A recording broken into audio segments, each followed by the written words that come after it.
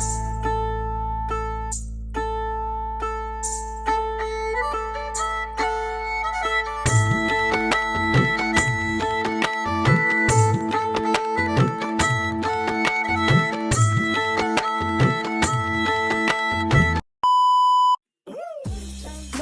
ಎಲ್ರಿಗೂ, ನಾನು ನಿಮ್ಮ ಪ್ರೀತಿಯ ಅರ್ಪಣಾ.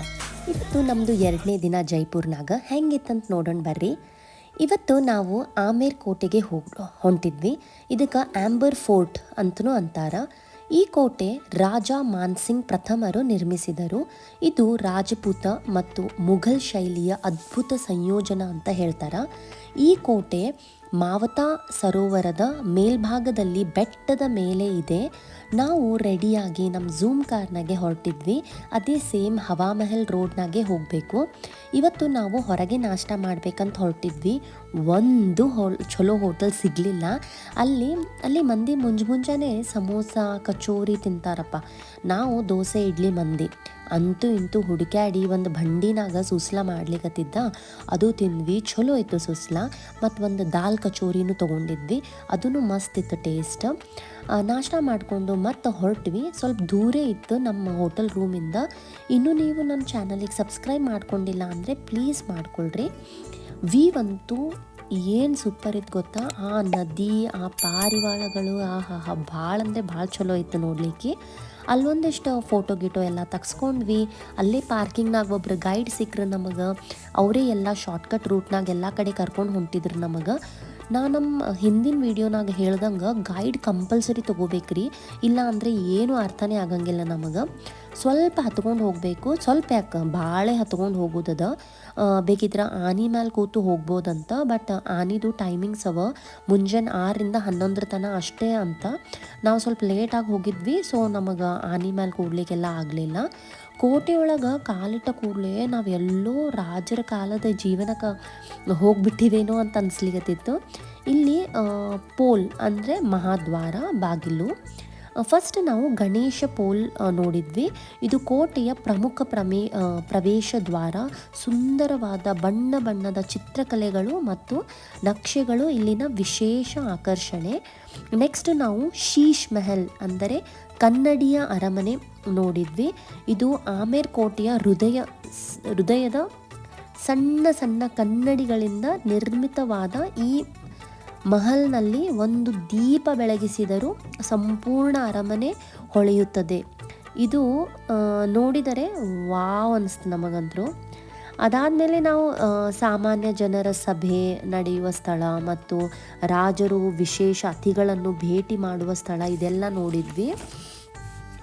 ಸ್ವಲ್ಪ ಶಾಪಿಂಗ್ ಎಲ್ಲ ಮಾಡಿ ಮತ್ತೆ ವಾಪಸ್ ನಮ್ಮ ಹೋಟೆಲಿಗೆ ಬಂದ್ವಿ ನೋಡ್ರಿ. ಜನ ಜಾತ್ರೆ ಎಲ್ಲ ಕಡೆ ಹಾಲಿಡೇ ಸೀಸನ್ನಾಗ ಹೋಗಿದ್ರಿಂದ. ಆಮೇಲೆ ನಮ್ಮ ಗೈಡ್ ಭಾಳ ಚಲೋ ತಿಳಿಸ್ಕೊಟ್ರು ನಮಗೆ. ಇದು ಎಲ್ಲ ಏನದ ಇಲ್ಲಿ ನೀವು ನೋಡ್ಬೋದು. ಅಲ್ಲಿ ಕೂತು ಸಂಜೆಗೆಲ್ಲ ಏನೋ ಮ್ಯೂಸಿಕಲ್ ಶೋನೂ ಇರ್ತದಂತಲ್ಲಿ.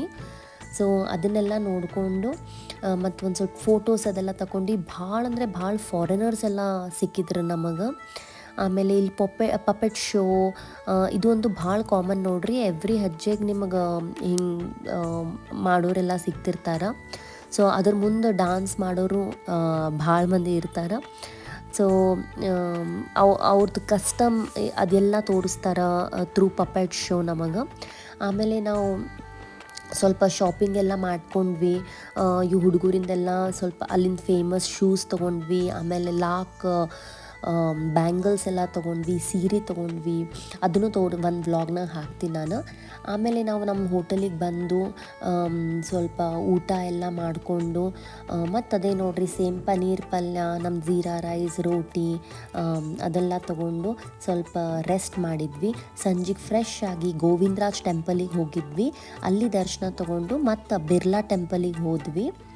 ಬಿರ್ಲಾ ಮಂದಿರ್ ಜೈಪುರದ ಅತ್ಯಂತ ಶಾಂತ, ಶುಚಿ ಮತ್ತು ಸುಂದರ ದೇವಾಲಯಗಳಲ್ಲಿ ಒಂದು ಅಂತ ಹೇಳ್ತಾರೆ. ಬಿಳಿ ಮರ್ಮರದಿಂದ ಅಂದರೆ ವೈಟ್ ಮಾರ್ಬಲಿಂದ ಮಾಡ್ಯಾರ ಈ ಗುಡಿ. ಇದು ಮೋತಿ ಡುಂಗ್ರಿ ಬೆಟ್ಟದ ತಳದಲ್ಲಿದೆ. ಈ ಮಂದಿರವನ್ನು ವಿಷ್ಣು ಮತ್ತು ಲಕ್ಷ್ಮೀ ದೇವಿಗೆ ಸಮರ್ಪಿಸಲಾಗಿದೆ. ಅದಕ್ಕಾಗಿ ಇದನ್ನು ಲಕ್ಷ್ಮೀ ನಾರಾಯಣ ಮಂದಿರ ಎಂದು ಕರೆಯುತ್ತಾರೆ. ಬಿರ್ಲಾ ಟೆಂಪಲ್ ಎಕ್ಸಾಕ್ಟ್ಲಿ ಅಪೋಸಿಟ್ ಇನ್ನೂ 3 ಟೆಂಪಲ್ ಅವ ರೀ. ಒಂದು ಹನುಮನ್ ದೇವ್ರದ್ದು, ಒಂದು ದುರ್ಗಾದೇವಿದು, ಆಮೇಲೆ ಒಂದು ಗಣಪತಿದು. ಅಲ್ಲೂ ದರ್ಶನ ಮಾಡ್ಕೊಂಡ್ವಿ. ಗುಡಿ ಹೊರಭಾಗದಲ್ಲಿ ನಮಗೆ ಫೋಟೋ ತೊಗೋಬೋದು, ಒಳಗೆ ಫೋಟೋ ತೊಗೊಲಿಕ್ಕೆ ಬಿಡಲ್ಲ. ವಾಪಸ್ ಬರಬೇಕಾದ್ರೆ ಅಲ್ಲಿ ಸ್ಟ್ರೀಟ್ ಫುಡ್ ಟ್ರೈ ಮಾಡಿದ್ವಿ, ಮೋಮೋಸ್ ಮತ್ತು ದೋಸೆ ತೊಗೊಂಡಿದ್ವಿ. ಓಕೆ ಇತ್ತು, ನಮಗೇನಷ್ಟು ಟೇಸ್ಟಿ ಅನಿಸ್ಲಿಲ್ಲ, ಫುಲ್ ಖಾರ ಇತ್ತು, ನಮ್ಮ ಮಕ್ಕಳಿಗಂತೂ ತಿನ್ನಲಿಕ್ಕೆ ಆಗಲಿಲ್ಲ. ಮತ್ತು ಹೋಟೆಲ್ ರೂಮಿಗೆ ಬಂದು ವೆಜ್ ಪಲಾವ್ ಎಲ್ಲ ಆರ್ಡರ್ ಮಾಡಿ ಅದು ತಿಂದ್ವಿ. ಇದೇ ನೋಡ್ರಿ ನಮ್ಮದು ಝೂಮ್ ಕಾರ ನಾವು ತೊಗೊಂಡಿದ್ದು 3 ಡೇಸ್ ಸಲುವಾಗಿ. ಆ್ಯಕ್ಚುಲಿ ಯೂಸ್ ಇಲ್ಲ ಆ್ಯಕ್ಚುಲಿ. ಆಮೇಲೆ ಈ ವಿಡಿಯೋ ಇಷ್ಟ ಆದರೆ ದಯವಿಟ್ಟು ಲೈಕ್ ಮಾಡಿ. ಬಾಯ್ ಬಾಯ್.